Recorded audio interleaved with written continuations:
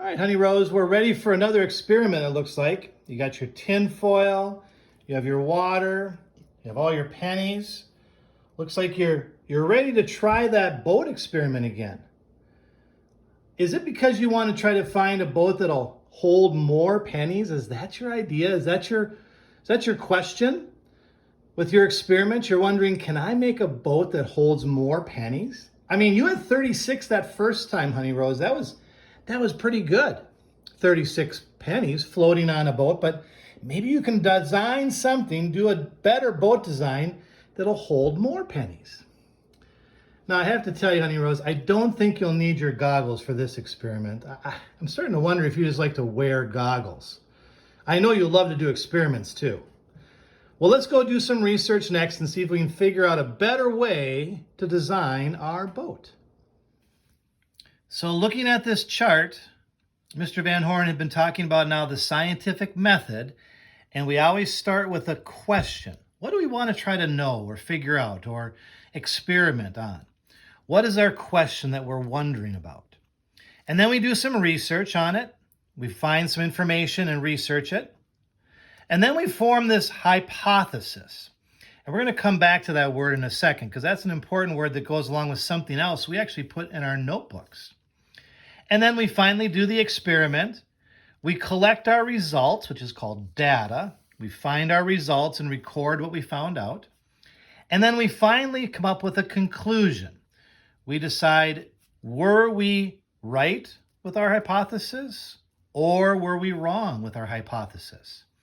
And what could we do differently the next time?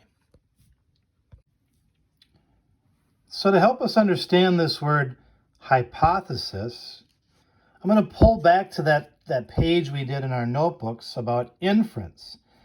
Inference is kind of like a hypothesis in a way. We have to use inference when we make a hypothesis. Now notice the definition we had was using clues provided by the author to figure things out. Well, we're not going to use clues provided by an author. We're going to use some clues in our research. We're going to use clues that we find and information that we find to help us figure things out and make a guess. An inference is kind of like an educated guess.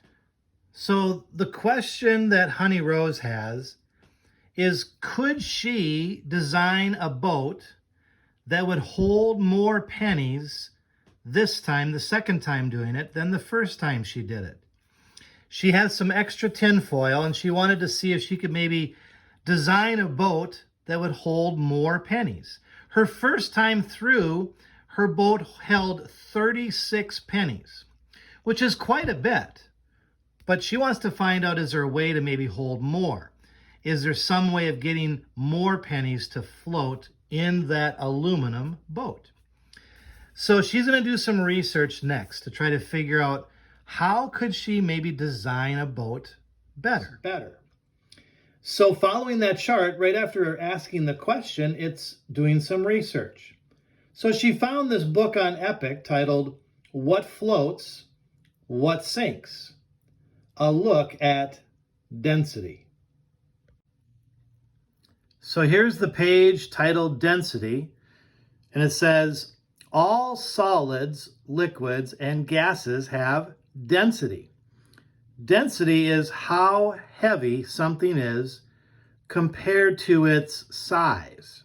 And you see that picture there with the boy holding that what looks to be like a bowling ball kind of, but smaller.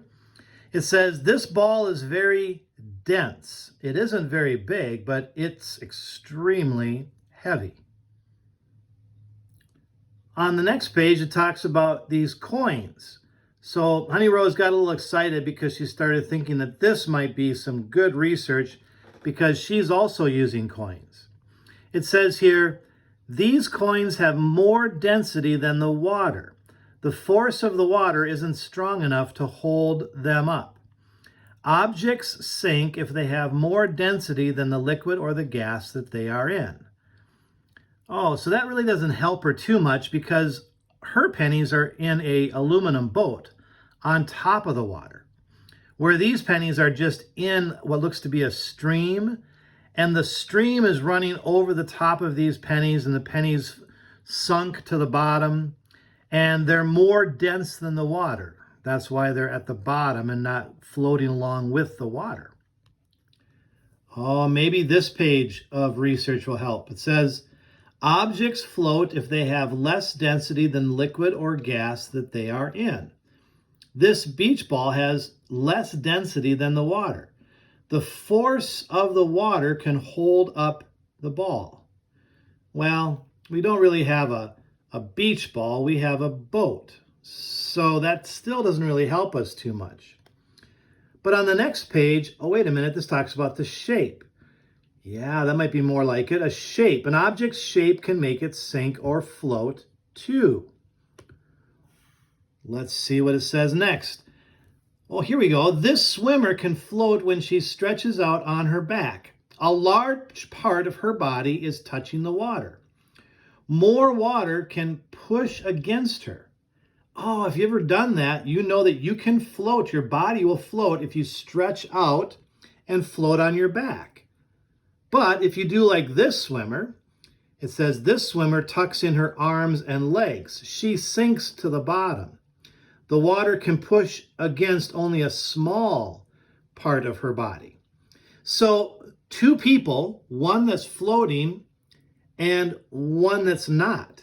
And the only difference is this one has less surface area, less parts of her body that are on the water, where this person is stretched out and trying to get as much of their body floating on top. That seems to be something that might help with our design for our boat. Maybe more of that boat on the water, flat on that water, will hold more weight. Oh, here we go. Look at this ship. This ship is very heavy. Its shape helps it float in the ocean. Ships like this one can weigh more than, oh my gosh, 60,000 tons. And there it is, floating on the water. It says there are many rooms and open spaces in the ship. These spaces are filled with air. The air makes the ship less dense. That's true. A gigantic ship like that, that's true. It floats on the water, and that's very, very heavy.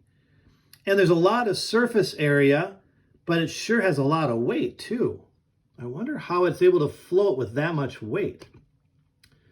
Well, if we turn to the next page, this is something we know about the Titanic. Sure enough, ships do sink if too much water comes inside. The water pushes out the air and the ship becomes denser. Oh yes, the Titanic was a famous ship and it sank because it filled with too much water. On this next page, it talks about ice cubes. And we know a lot about ice cubes because we did that snow versus ice experiment too and watched that melt and how much water came from snow versus how much water came from ice. It says here that ice cubes float in water. Well, sure, when you think about a pop that you had with ice in it or any kind of beverage that you had, if you put ice in it, the ice cubes, they do float. Adding ice cubes makes the water level rise. The water level used to be here and now it's there. You see the level of the water going up. Well, that doesn't really help us with our experiment, but it does reinforce the idea that ice cubes are less dense than water. They're not as heavy as water. So the ice floats on top of the water. It doesn't sink to the bottom. So if we could design a boat that's less dense and has more area that's on the water, more of it touching the water, maybe Honey Rose could have a boat then that holds more pennies. I think she has some ideas now doing this research that she can design her next boat. All right, you're back with your design. Looks like you got a boat here, Honey Rose, that's going to be a little bit, well, actually has kind of a front point again, like your boat before. Wait a minute. Did you labeled this Titanic? Do you know, Honey Rose, that that's probably not a good idea to to name the ship Titanic. Do you even know what happened on the Titanic, Honey Rose? Maybe not.